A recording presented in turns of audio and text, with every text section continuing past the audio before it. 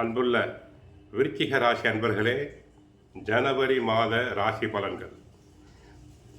ஜனவரி மாதத்தில் ஆழமான மாற்றங்களை காண்பீர்கள்.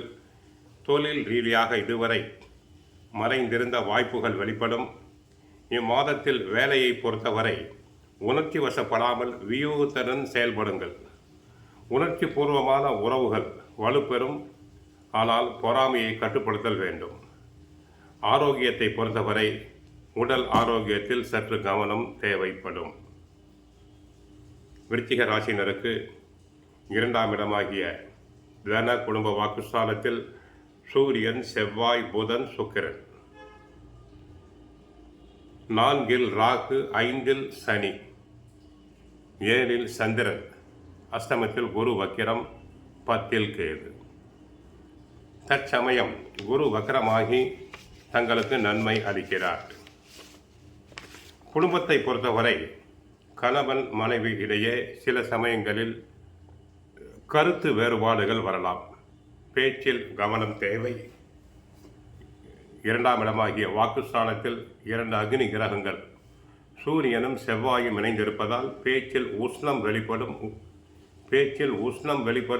பேச்சில் சூடு பறக்கும். ஆரோக்கியத்தை பொறுத்தவரை பிபி, சுகர் பேஷண்ட்ஸ் உடல் நலனில் கவனம் தேவை.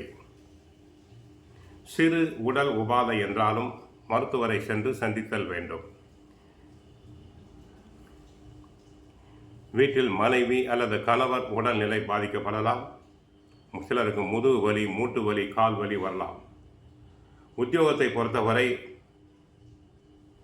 உழைப்பு அதிகமாக இருக்கும். பிறர் வேலைகளையும் தாங்கள் சேர்த்து செய்தல் வேண்டும். உயர் அதிகாரியுடைய கண்டிப்பு உண்டாகும். தொழில் வியாபாரத்தில் கவனம் தேவை.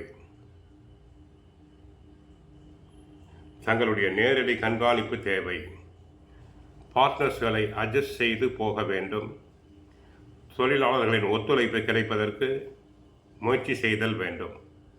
அரசியல் துறை பொறுத்தவரை தங்களுடைய புகழுக்கு களங்கம் ஏற்படும். வீண் வதந்திகள் தங்களை பற்றி பரப்பப்படும். கட்சிக்குள் நியாயமாக கிடைக்க வேண்டிய பதவிகள் தற்சமயம் கிடைக்க வாய்ப்பு இல்லை.